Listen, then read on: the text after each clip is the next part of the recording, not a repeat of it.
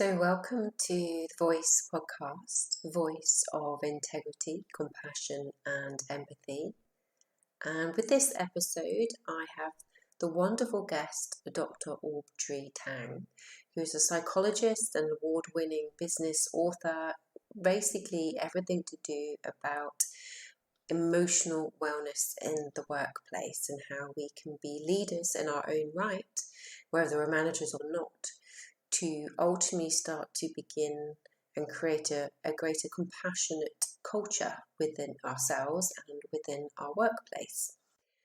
And we started off with the conversation with women empowerment and imposter syndrome or imposter phenomenon, how it really evolved into not just women, it's everybody that goes through, has these voices, has these patterns and these beliefs that we are all having to navigate, and whether we are navigating it more consciously or not, and how we can create a life that is serving us more joy and more purpose. So no more spoilers, but Audrey is a fantastic guest to have. She has such energy and really is enabled to express and share in a wonderful way. So I hope you enjoy, and thank you for listening.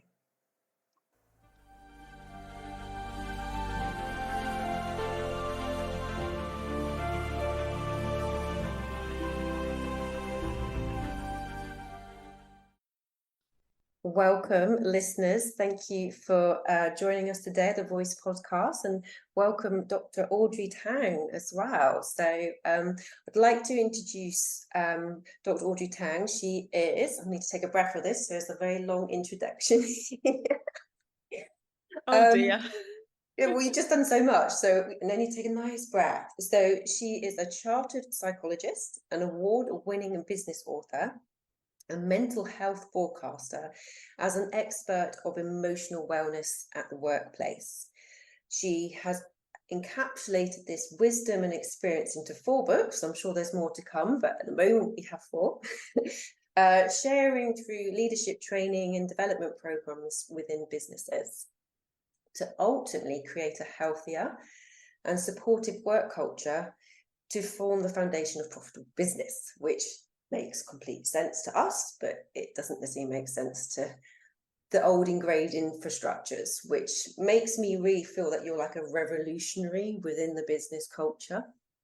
Desperately trying to be, I think. It's one of those hard things. And other psychologists that I've spoken to who work specifically in the field of, say, women in leadership, what they are finding is exactly what you're saying. A woman may go on maternity leave, have her baby, come back, and then nothing's changed in terms of the expectations placed on her. She's not getting flexible hours. She's not getting any adaptations made, and she leaves. So what happens is not only is she taking her vast amount of expertise, knowledge, probably goodwill with all her clients and so on with her, but nothing's changing, because no one is up there to say, hang on a minute, why are all these women leaving? We need to do something about it. So there is a whole issue between what is down to the individual to change, which is the area I work in, and what is down to the system to change. So I'm really glad you've started with that. Yeah. And I think that is the understanding from me, from a health perspective. It's the person's responsibility is their health and well-being.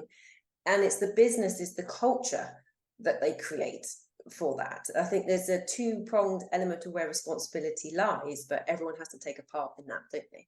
I fully agree. And actually, there's a researcher called Karen Scholes who's looking into this now, and it's known as the psychosocial safety climate. So the best way I can explain this is, if somebody goes off sick with stress or burnout, what tends to happen is the organization goes, oh, we must give people lessons in building resilience, and let's get Audrey in to teach them about all of that. And I can do that. I can support the individual. Or they might go, oh, I know, we better have lunchtime yoga, or we better bring in a gym card or a taste card or something like that. And all of these incentives. But let's compare this to if I went into work and fell down a hole. Now, immediately what would happen is the hole would be cordoned off, people would fix the hole. You would not give me lessons in how to walk around a hole. And so that is the craziness between what is the individual's responsibility and what is the organization's responsibility. And schools will tell you that health and safety as a bigger concept actually covers psychological well-being as well. And so you are absolutely right. It is about creating the climate in which we can thrive or not go off sick, as well as supporting the individual, as well as looking after our physical safety. It is a dual attack. It is about the organization doing something, and it's about the individual doing something. And I just think that example of how silly it would be to teach us health and safety for individuals hammers home the point that it isn't just down to the individual to look after their well-being. We have a role, but it's not the only thing. And definitely, and I feel this is about people claiming back their power and their own sovereignty of knowing where that is. And often this victim martyr thing can be playing up. It's like, I have no choice, it's just the way it is. And that kind of weaves into our way of how we are at times as well. And I just, for me, what I'd like to really go into the depths of women empowerment and how I see that as, there's something called rising of the feminine. I don't know if you've come across that, but it's in the woo-woo world, I call it, in terms of the spiritual, the alternative. And they're calling it the rise of the feminine, which can be coming up in many levels and can be seen. However, I want to really sort of take that into, I see it as women are coming to a space of equality and balance, and how they're getting through that is through their own self-liberation, their own healing, looking at the beliefs systems, the shadows, the social conditioning, the patterns, all this BS stuff going on that blocks us women from being in their true power, in their true light. And one thing definitely comes to mind is what's called imposter syndrome. I shared with you just before we started, I've got that going on for me right now. Here you are, and all your beauty and your wisdom and everything coming. And it's the old ego will sit there and tell me I'm not equal, I'm not the same. And I'd love for you to share, is this something that women generally experience more than men? And what is it, and how do we get rid of it? How do we heal for it? How do we step up through it with more grace? Okay, there's a lot to unpack there. Yes. And first of all, it is a case of you've invited me on your podcast, which is really exciting for me. So thank you very much. And being a guest, we are completely equal. What I like to see in terms of that kind of equality of relationship, very often we have a tendency to put ourselves below a doctor or an expert for something like healthcare.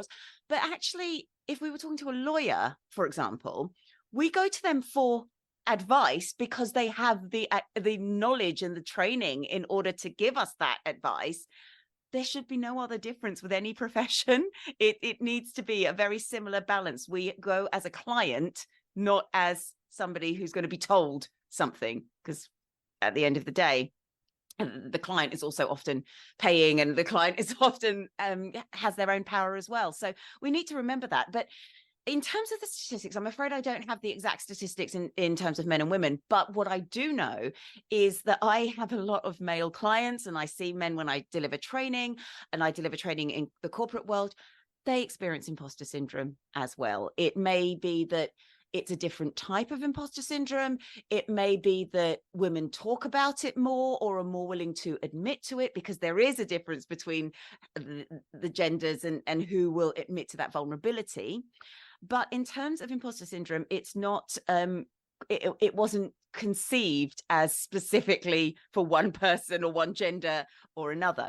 So Clance and Imes, first coined the phrase imposter phenomenon in 1978. And their phrase, and I really like this, is despite outstanding academic and professional accomplishments, those who experience imposter phenomenon believe they are not bright and that they have fooled everyone who thinks otherwise.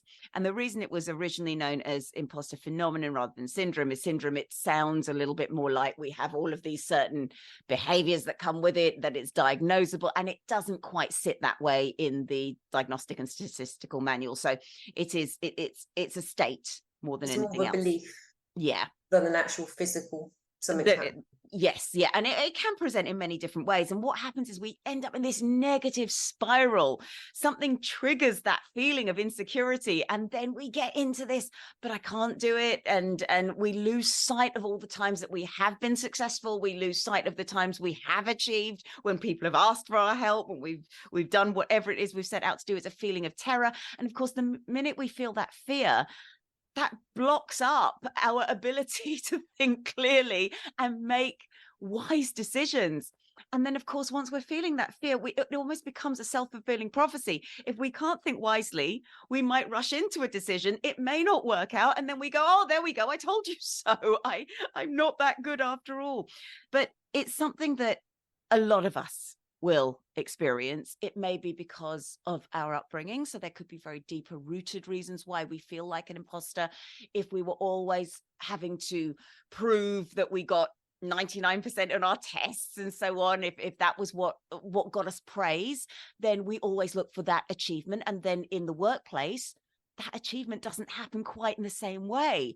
It's much more to do with repeat custom. It's more to do with profit. It's much more to do with longer term targets and goals and key performance indicators, rather than here's your test, well done, here's your results.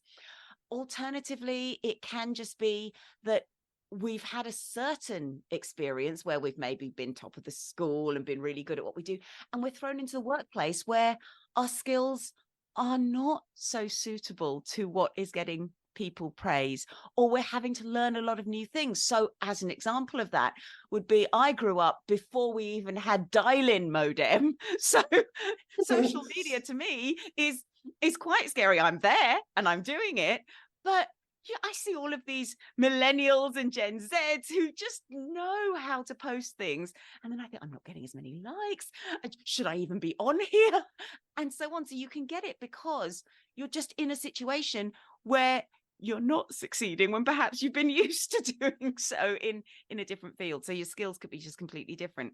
So it's many levels then, really, isn't it? Oh my goodness. It can be triggered through childhood traumas or just Current society experience. Yep. Saying you're only worthy if you've got a doctor by your name, which I think from a health perspective, especially being more alternative or holistic, it's been really, who are you to tell us anything unless you've got initials and things behind you as well. So I think that's a really sad state of affairs, actually, because what's happening in psychology at the moment, and there is a snobbery around psychology, but I want to add in that what there's a snobbery around to some extent is psychoanalysis, which is either flavor of the month or it's not. Freud has been criticized hugely. And so to then turn around and say, oh, well, we don't like the third wave of psychology, which is your NLP, your DBT, your holistic therapies. The way I see it is, if it helps someone, then that's great, as long as it's not hurting them, as long as they are not spending lots and lots of money which they can't afford. Then if it works for you, you know you the best. Do what resonates with you. So when I give my lectures, a lot of what I teach is about goal setting, for example. And then people say that's a bit like law of attraction. Well, if law of attraction works for you and that's what resonates with you to get you to do the exercise, I don't mind. The only issue I ever have is when somebody is saying, pay me lots of money to give you X, Y, and Z, and it's not necessarily true.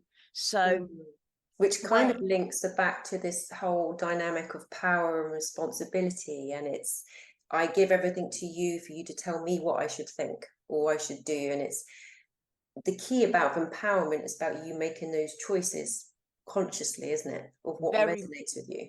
Very much so. And actually, if that's not where I get you as a coach, I'm not doing my job. Coaching tends to be a 4 to 6 sessions and then take a break. And the reason for that is what you don't want is that person coming back the whole time to see you as a comfort blanket. They need to have built up some of the tools to at least deal with what they came to you to discuss in the first place. Coaching is about growth. That is different to counseling. Counseling can be ongoing, but counseling, you're often uncovering very deep rooted things. You cannot do that in 4 to 6 sessions. You do need that ongoing support. But at the same time, even counseling at some point comes to an end, and it needs to come to an end with that person being able to go off and cope when they need to. Yes, they might need a check back in the same way you get your car serviced. You'll have an MOT every year. Yes, have a check back by all means. That's really important. But you must have developed the skills in which to deal with some of these issues yourself. Definitely. I think that's fundamental, I think, isn't it, in terms of being able to, I think it's the awareness. And when you come to different people, it's about holding space, which again is a feminine quality, the feminine energy. It's that I'm holding space for you to be able to reflect. I'm holding a safe, supportive space for you to go deep, to understand and know that you're safe to unravel, to unpeel, and know that you will be okay. You're not going to fall apart. It's that safety, isn't it? It's breaking through the fear barrier again, isn't it? I love the phrase holding space. And it's funny because very recently I've had a lot of conversations where that particular phrase has come up. Largely because it was Black History Month last month in October. Largely I've discussed it in terms of racial trauma and how sometimes I'm British born, but I'm clearly of a different ethnicity, and I sometimes hold a lot of space for other people to discuss their experiences growing up in the UK, being British born Chinese and so on.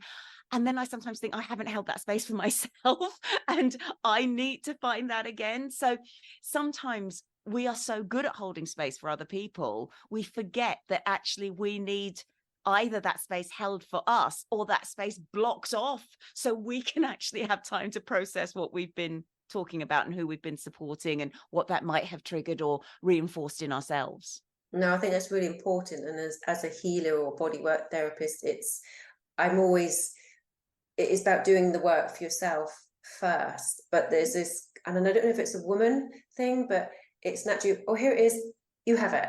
It's like, when do we allow ourselves to literally just, I'm going to hold this, I'm going to receive this, I'm worthy to receive this, I'm not going to be guilty, not feel selfish of allowing myself to receive. And when I'm fully received, I just let it flow to somebody else. But there's a definite oh, I've got something, you have it. Yeah. There's a part of women that don't let themselves have that nurturing. Yeah. And that can be so problematic because that leads to the bigger problems of passing yourself over for promotion, not putting yourself forward because you don't want other people to feel bad. It heads into people pleaser categories, or the people pleaser sort of area. Again, it may not just be women. It does tend to be more women because there's an expectation placed on the woman that we are the helper, we are the nurturer, we are the supporter. And that is something which you might have grown up with. It might be a cultural thing. And that's harder to shake off because when it comes to culture and upbringing, what you're talking about there is your very first caregivers, your parents, the people that you love and want to show loyalty and respect to, and that becomes very difficult. But it isn't just women who experience that. Men will also experience that as well. Another thing men can sometimes experience is the need to step up and look after, and because of that need to step up and look after, they don't want to ask for help because that looks like a weakness, because if you can't solve the problem, then what can you do? But I think to both parties, to anyone who's feeling that way, one of the affirmations I like using for myself is, I'm a problem solver, not the solution. Yes. I can't be the answer. I can help you find it. But that also reminds me that in order to help you find the answer, I need to be emotionally sound, mentally fit to be able to do that. And if I'm exhausted, I can't be a problem solver, much less a solution. Yeah, because you can't give if you haven't got it. And I think that certainly triggered up when I was a mother. all of a sudden your reason for being wasn't for you, it was to support these children and these babies and keep them alive. And then you gradually sort of grow out of that to go, well, actually, who am I? What am I here for? You start to ask those questions and go, okay, there's another purpose here. But it's just a really interesting dynamic. Again, when you talk about the man or the masculine energy. So I see it kind of energetically, the masculine, the feminine, and the two can't exist without each other. And you need the masculine is the holding, the protective, that space, and the feminine feels it like the yin and the yang. But equally, it's these old conditioning of what men think they should be, and which I believe I'm seeing more mental health issues with men because they're not understanding their purpose, and it's so socially conditioned that they have to be a certain way that it's conflicting with them now. Yes, hugely. And it's even more pronounced in certain cultures as well. And it can be made worse when not only you're struggling with that, but your culture also doesn't really want to recognize mental health issues at all. So you do have a few voices who are coming out there, and there's a wonderful entrepreneur. His name is Aaron Shergill, and he created gym clothes. He's a Sikh. He likes going to the gym. The way he puts it is he also likes eating, so he does quite tight around the shoulders designs, but a little bit of give in the stomach. Perfect. Which is absolutely lovely. And he also champions men's health, but one of the struggles he has is in his community, they don't talk about it. They don't talk about it at all. And not only that, if you start talking about it, there can be that feeling of, oh, what's really wrong with you? Because this isn't very masculine. It's not very manly. And he very much talks about the importance of educating, like you started talking about with organizations, educating everyone who's had certain expectations for a very long time, and knowing that space, that life is not the same anymore. Things have changed so much. We've grown a lot. We've learned a lot. We've opened up a lot of doors, and that education can't be underestimated. No, and I feel the infrastructures have been built upon something that probably is more about fear rather than opening and connection. And I believe a lot of that is starting to dismantle, especially with the work that you're doing. Not saying you're wrecking ball, but in terms of you're coming in and you're showing a different path, and it's much more so as one start to sort of crumble, there's other aspects to connect to and to follow and to build from, a bridge basically. So yeah, absolutely. I think you make a really nice point about how fear comes out of some of that breaking down of old ideas, because of course, if you've grown up with a certain viewpoint, that suddenly becomes a real threat to your ego. That becomes a real threat to your whole identity and everything that you've known. And that links with this idea of responsibility or titles suddenly becoming your purpose and the main reason that you do anything. And of course, we know that's not the case.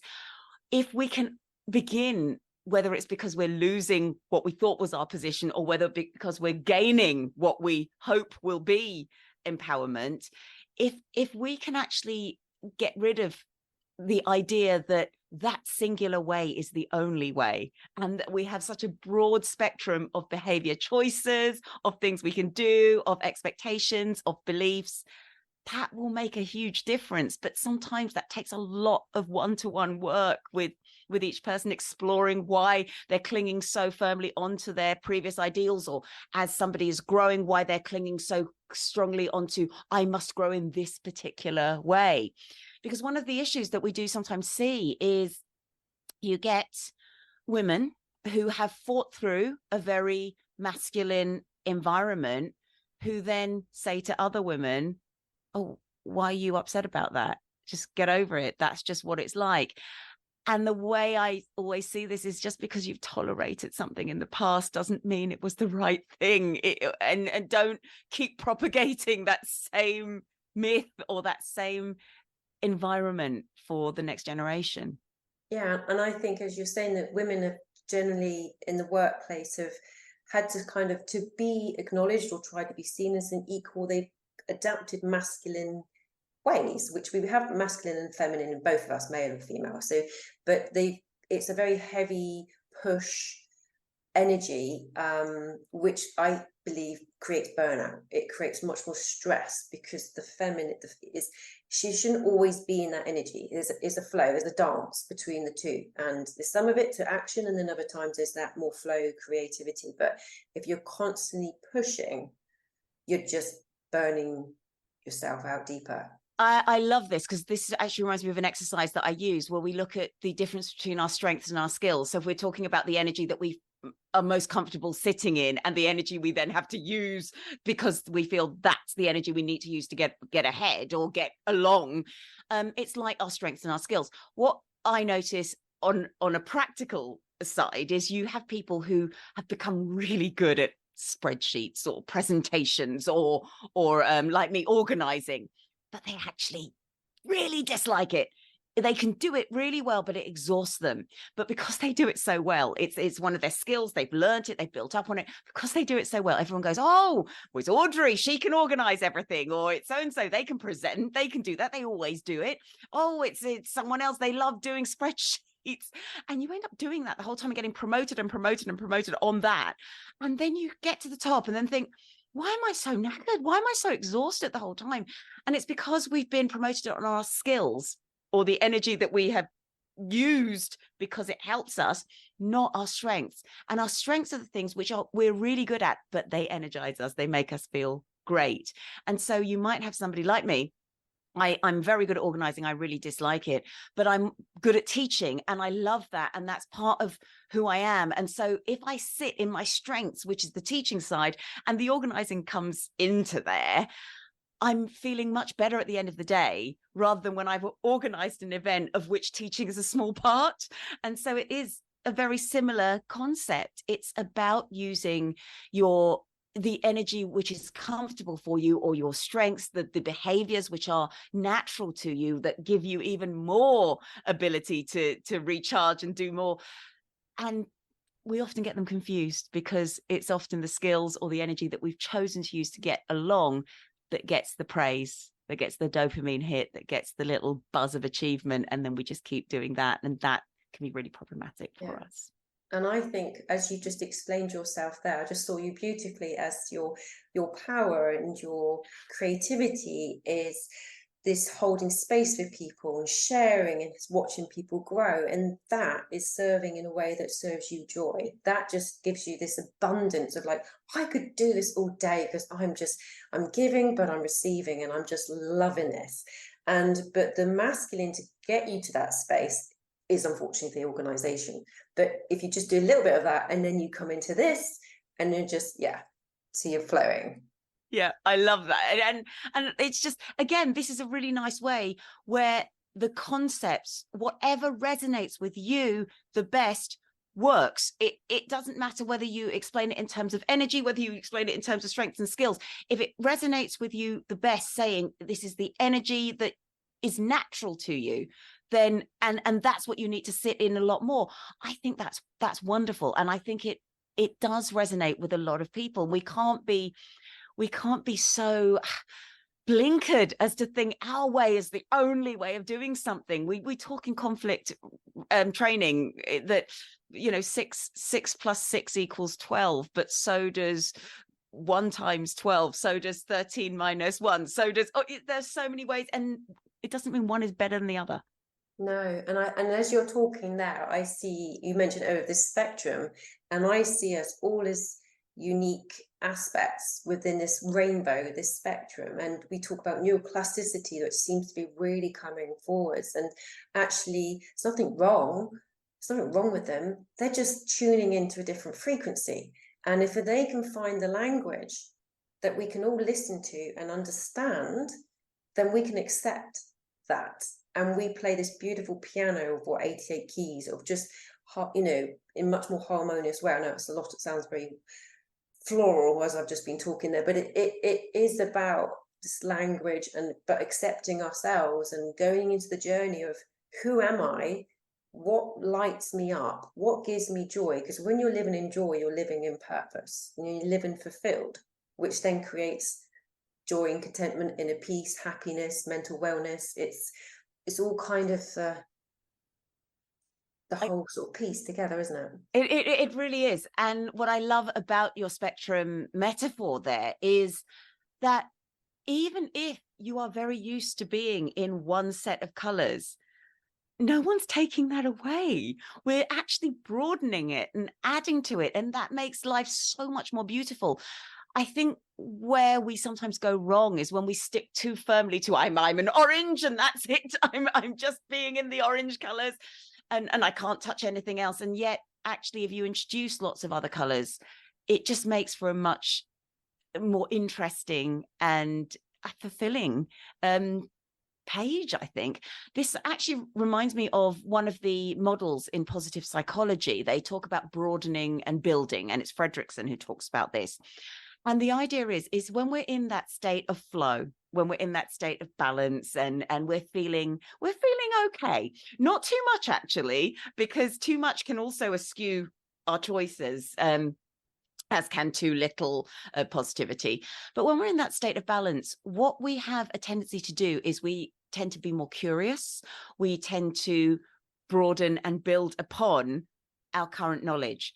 And in doing so, it prepares us for something that might come later on down the line. It's a little bit akin to when you're understudying somebody, you're standing in the wings, but you're learning the steps. You're not standing there putting out into the universe or just hoping that you're going to get your chance. You're actually learning. So when you're called up, you can do it. And that's the thing. When we're in that state of flow, when we're in that state of balance, we're more likely to look more broadly, read more widely, learn a few more things, that when we're called upon to actually use that, we might not know everything that we need to know, but we go, oh, actually, I do. I have a vague memory of this. I have a vague awareness of this. It just takes me back to when you asked about the use of the feminine energy. It's not something I come across in my reading, but in my affirmation practice, I did actually come across a YouTube video on this, which I did watch about. It was actually about using dark feminine energy to develop a little bit more assertiveness. And it's not a video I would normally watch in general, but because I was in, I like to walk on the treadmill and just watch YouTube videos that broaden my mind. It was one of the videos that I came across, and I think it's a really beautiful way of looking at things. Yeah, I mean, the dark feminine, as you probably she's the all caring, very protective of you, and but states and says, only meet me as my equal. I do not take any other SHIT from anybody. This is where I am, and you don't get anywhere near me unless you meet me here. And that's when, like, she enables the masculine and the feminine to come together as, like, she's like a membrane. So and I think for women it's that self-worth, knowing that you're worthy, you are equal, which can come from lifetime ancestral. They're showing now, aren't they, with trauma comes through your physical body, not just what you look like, it's your emotional DNA. So it could be something that you've either experienced in your childhood or through your generations of trauma. And knowing that at some point, whether there was a victim aspect in there, you are worthy. And it's doing all that work, or we call it shadows, or belief systems that enable us to open up more awareness, more consciously, to know that that's not serving you anymore, and how you can heal it. Yes. It becomes a strength, actually. At times it can be a blessing. It's like the two. If you open up one, all of a sudden you've got, wow, I've learned so much from doing this work. Again, that sits really nicely with what I teach in resilience. So we would look at, for example, where you are now and how far you've come. So that might be because you had to overcome something. It might be an epiphany. It might literally be your actual physical journey to get here. But what you look at then is you look at the highs and the lows along the way, the barriers you had to overcome, the demons that you faced down. But also when you look at that, you celebrate those moments of achievement. And you also reflect on what kept you going when you were in that difficult place and thinking that I want to give up here. And in doing so, what you've done is you've created your own personal blueprint for resilience in the future. So when you are in that stuck position, you can go, well, I've been through this. I have done this.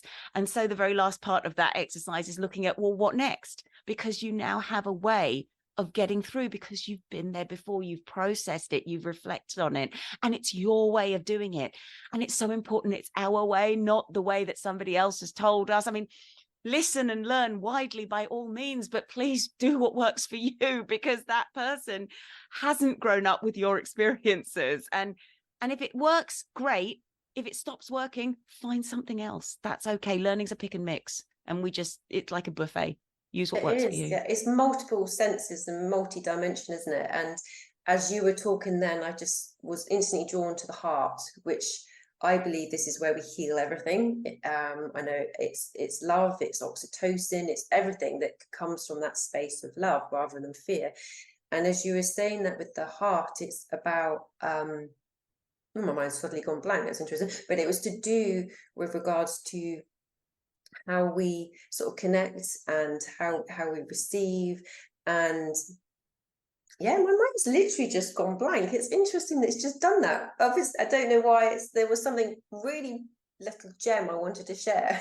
It will come back, you know. These things do happen a lot. That's why I try and write things down actually when I've got them. So, and I think it's often because we are thinking of so much, but also sometimes because we're so engaged in the present, and that's never a bad thing. There's nothing wrong with being so engaged in what's happening right now. And it's like what you say about connection and the heart, that it's not about having that discussion or having that there's a time and a place for all of that. But there's also a time and a place for living in the now, and it's now. Yes, and that's always, isn't it? And I know what it is now. It was truth. Yes. It was literally, we can have our heads filled, which is probably I've just showed that in terms of we're too heavily in our mental energy, which then I got brain fog and completely forgot what I was going to say. But the heart energy is where you find your truth, what feels right to you, what resonates with you. And I think we're very socially conditioned to think that the head is the only place that's the intelligence is, whereas the heart is like 5,000 times the frequency of the mind. It's the gut's got its own enteric nervous system, its own brain.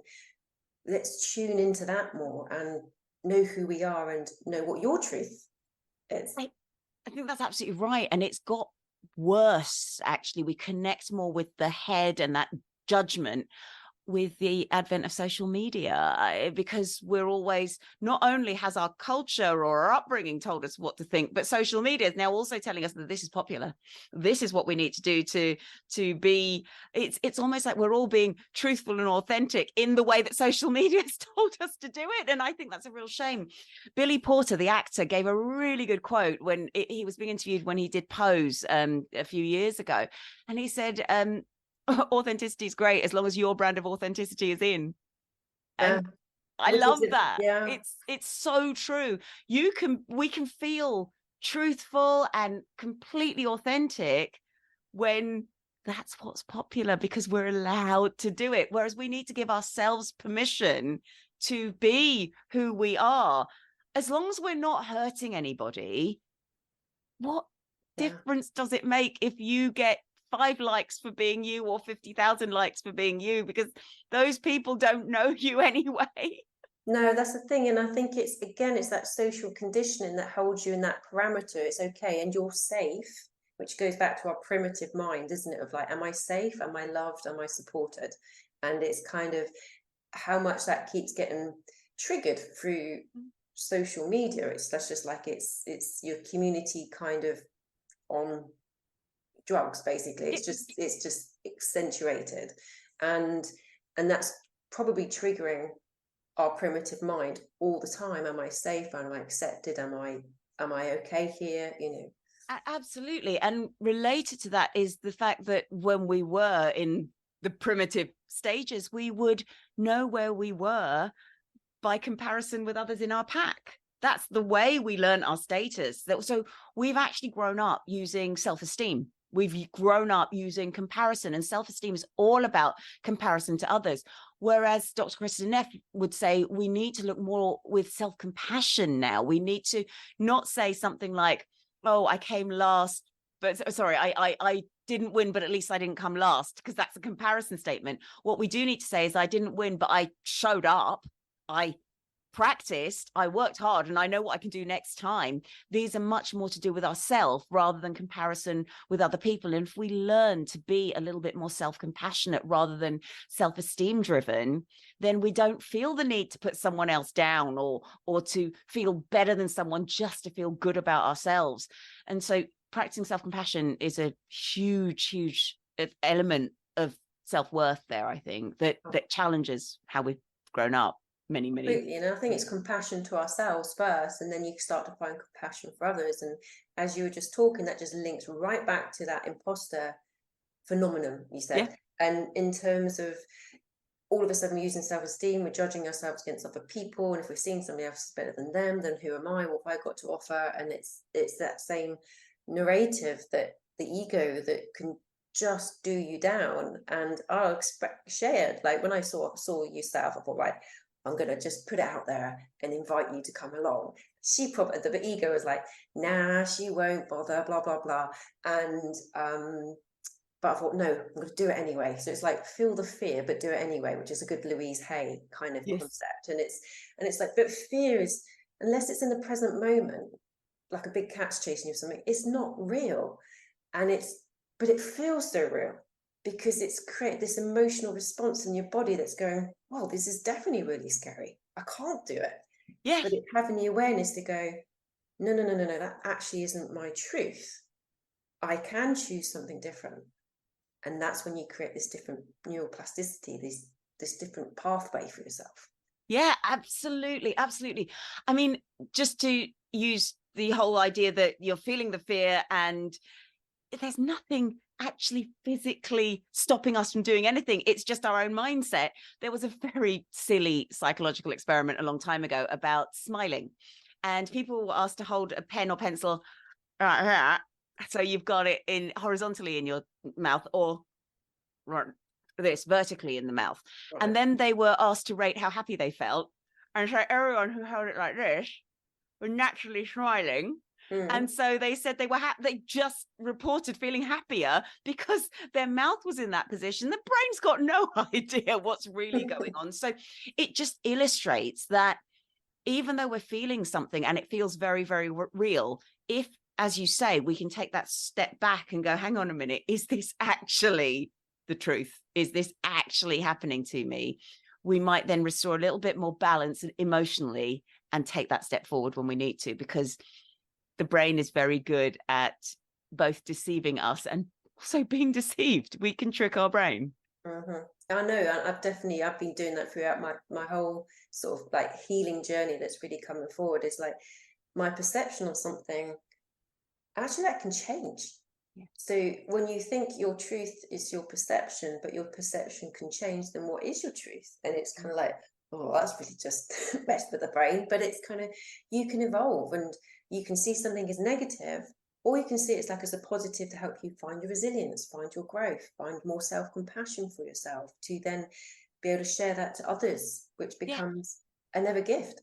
Yeah, I mean, related, that's something that I've realized about myself, is that when I get frustrated because something hasn't gone well or something's gone horribly wrong, I kind of then take a moment to step back and say, well, what if this happened to me in place of something worse that could have happened? And then suddenly you go, oh, maybe the universe was looking out for me. Maybe this isn't a bad thing, and I should be grateful for having that, because that wasn't as bad as it could have been. And this just relates to decision making, just as a bias in decision making that we have, is that we think once we've made the decision, that was the only outcome we would ever have. And of course, before we made that decision, so many different things could have happened, but we have this biased view that when the decision happens and the outcome plays out, that was the only thing. And then we berate ourselves if it was a bad decision, or we congratulate ourselves if it was a good decision. And good decisions and bad decisions are not based on the outcome. That's one thing we have to learn. It's based on the process we had in making that decision. And if you did something and that was the only choice you had given the situation, it was the most sensible thing to do, that is not a bad decision. No, yes, the outcome may have been bad, but that's not don't put that on you as well. And which is another kind of like a self-sabotage or self-critique that goes, look, I told you I wasn't right, so I'm going to give you cat and nine tails. I'm just going to keep giving myself a hard time because that's all I'm worthy of. And but yeah, it's incredible that how you talked about the universe and how is it working out for me. Sometimes when we can just give ourselves that space and get off the conveyor belt that society has created us, that we have to be busy, busy, busy, because nothing gets done unless you're working, like your time and how you show up equates to what you create. Actually, there's more to it than that. And when we give ourselves that space, just breathe and be more conscious of things, we might be able to see a situation go, you know what, that's not really aligning to me anymore. Like the spreadsheets, you know what, we're not doing this. I know I've always done it, and it's always expected of me. Yeah, I'm really not choosing it because it's not really working for me. Yeah, it's not who you are anymore. It's not aligned with you anymore. And your point about busyness is also, it's a very important one when it comes to social media research, oddly enough. People who've looked at the posts on social media, probably till about 10 or maybe 15 years ago, probably 10, busyness, it wasn't a thing. It wasn't actually a thing. It used to be, I'm on the golf course at 5 o'clock. I'm having a drink. I'm having a cocktail. That's what people used to boast about. That's what people used to post on the socials. Then suddenly it became much more, I'm picking up the kids from school and then I have to make a cake for the PTA meeting. And then I have to go to a competition. And I'm doing this particular course. And then I'm doing my own work. And then that but Superwoman to a point, yes. isn't it? Like I'm docking my Superwoman cloak. That's it. I have to do then everything. Because that's on social media, but then we all go, oh no, I need to post that, because if I'm not posting that, then I'm not worthy or I'm not living up to it. And you can see how the vicious cycle goes, but somewhere it was something else that triggered it, not ourselves, not our truth, not our authenticity. So exactly like you say, we do need to be taking a step back and saying, whose voice is this? Whose voice is this that I'm listening to? Because if this is not my voice, then I need to ask myself, is this voice still important to listen to? And if it is, okay, great. If it's not, what can I do instead? Yeah, that's really important. And it's kind of how I've worked through that, is, does that voice make me feel good? Because sometimes you think you've got all these voices going on in your head and like, who the am I going to listen to here? And I guess for me to kind of discern what is your truth and what serves you is, do I feel good? Does that voice, does that telling me I should do this, which is never a shame word, I think it's a guilt, but is that like, do I feel nice? Do I feel happy? Is that serving me? And then there's the other voices ticking that box going, well, then that's your answer. And it's the other voice is the fear making you feel rubbish, is the illusion. Yeah, absolutely. And that's often the case in acceptance and commitment therapy. One of the metaphors that people use is the passengers on the bus. You are like the bus. You are constant and you are always going along. And the passengers are those critical voices or those emotions. And you can choose to let them on the bus or not. But either way, whether you've got 5 or 6 passengers on there or no passengers on there, your bus is just going along as it is. We are not our emotions, and we are certainly not the narrative that goes on in our heads sometimes. And as long as we can separate that self from those feelings or those voices or those narratives, that's when we have the chance to make choices and decisions that are more authentic and truthful to us, and probably are going to serve us better. That's brilliant. It is about awareness and choices, isn't it? And absolutely. Once you're aware that you have a choice, then you start becoming empowered. Yes, very much so. And computer science has been teaching us this for a long time. They've been saying it's not telling you which choice to make, but the more options you have, the more likely you are to pick a good one. Yeah, that sounds good. And choose who you have on your bus, basically. Absolutely. I think that is really important, because sometimes we can get caught up in other people's toxicity and other people's negativity. Yeah, and having those moments of stopping and just doing a clear out and working out where am I, what's working, am I going in the direction I want to go in, and do I need to change some coordinates, and just start to sort of really reflect on things. So this has been absolutely delightful to have you today, Audrey. So thank you so much. I could talk to you for quite some time, but I was thinking exactly the same. Thank you so much for having me, Gemma. And what's been so nice is actually seeing the alignment between different perspectives. I come from what tried to be a very hard science and then realized people can't be seen like that. But I think it's so important to bring in it's the third wave of psychology, of healing, because holistic therapies and the touches towards spirituality are actually not just important because they resonate with people, but they also make psychology and some of the more conventional interventions more accessible to people. Because I certainly know from a Chinese perspective, or at least Southeast Asian perspective, I've grown up with spirituality. That's a huge thing. And if an intervention is saying, well, we don't talk about that at all, that wouldn't sit with me very well. And that would also mean I would not access that service. So the more we actually see that there is so much alignment, just people are saying things slightly differently, and that's okay. Exactly like you said, the broader the spectrum we have, the more choices we make, the more likely we'll have made the choice that is best and healthiest for us. Definitely. And it's just ultimately a whole set of keys on your belt, isn't it? So you go, I've unlocked that aspect of ourselves, and it's coming back, as you mentioned before, it's having that curiosity, not to fear failure anymore, because as babies we didn't fear about walking and landing on our bums. So at some point we forget the curiosity and the courage to explore, and I think that's ultimately, we're not set as we are now, just keep exploring who we are. That's a lovely thing to end on, actually, because a lot of people ask me, because I come from positive psychology and it's about the science of happiness, how do I become happy? Do I just think positive when I'm feeling sad? No, that's quite toxic positivity. So you need to appreciate and validate your right to feel sad. That's the first thing. But it's not easy to go from feeling fear, frustration, anger to jump to happiness. But curiosity is a really nice bridge in the middle of it, because if we can ask ourselves, why am I feeling that way? What is this triggering in me? We might learn a bit about ourselves. Or alternatively, if we get curious about the situation, what if it's not as bad as I think it is? What if it's actually better? Or what if this is happening because the universe is protecting me from something worse? Asking those questions gives us that sense of balance. From that sense of balance, it is a lot easier to step one step up into joy, happiness, and all of the bigger, brighter emotions. Perfect. Well, you've ended that most beautifully. You brought it to a lovely conclusion. So thank you so much for joining myself, and I'm sure we'll hopefully have some conversations again. So absolutely. Thank you so much for having me.